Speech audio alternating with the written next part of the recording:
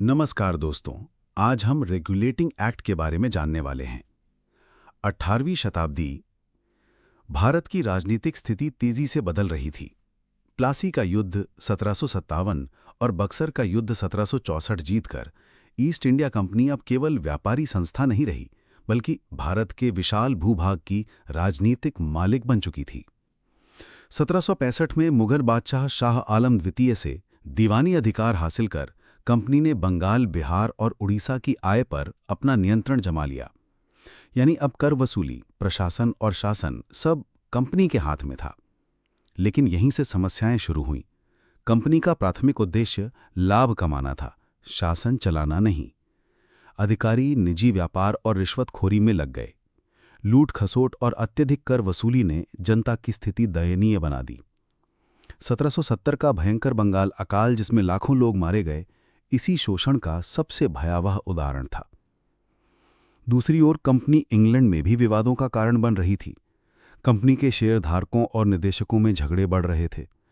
London में लोग पूछ रहे थे कि क्या एक व्यापारी संस्था को साम्राज्य पर शासन करने का अधिकार मिलना चाहिए।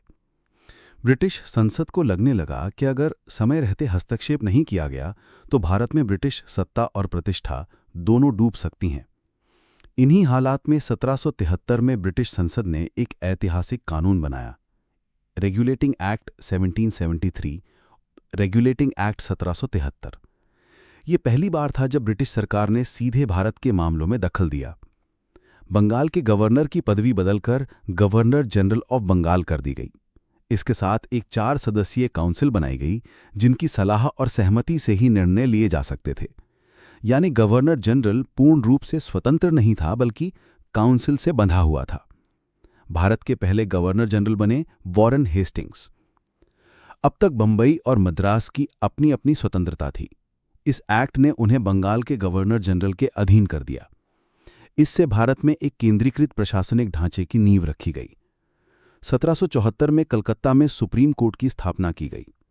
इसमें एक चीफ जस्टिस और 3 जज नियुक्त किए गए। ये भारत में अंग्रेजी न्यायपालिका का पहला औपचारिक संस्थान था।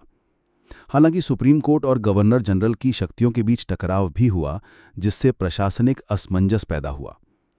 इंग्लैंड में कंपनी के कोर्ट ऑफ डायरेक्टर्स को हर साल अपनी आय व्यय और प्रशासनिक रिपोर्ट ब्रिटिश सरकार को देना अनिवार्य किया गया। यानी कंपनी अब पूरी तरह स्वतंत्र संस्था नहीं रही, बल्कि ब्रिटिश संसद की निगरानी में आ गई। कंपनी के अधिकारियों को निजी व्यापार करने और रिश्वत लेने से मना किया गया। इसका उद्देश्य अधिकारियों की लूट खसोट को कम करना था। रेगुलेटिंग एक्ट 1773 भारत और ब्रिटेन दोनों के लिए एक मील का पत्थर साबित हुआ। इससे ब्रिटिश संसद का सीधा हस्तक्षेप शुरू हुआ और कंपनी पर नियंत्रण कड़ा किया गया।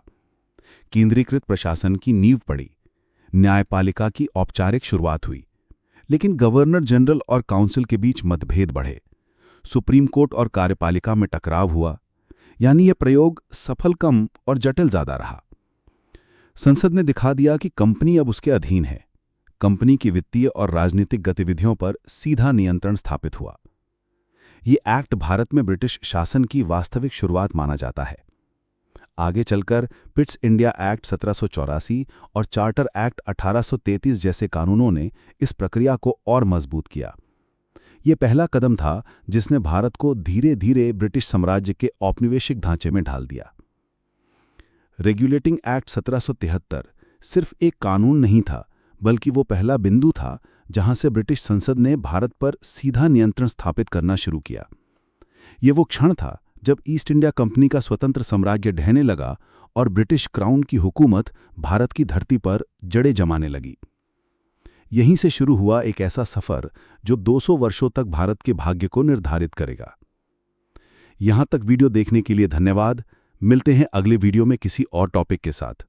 तब तक चैनल को सब्सक्राइब करें तथा दोस्तों के साथ शेयर करें। धन्यवाद।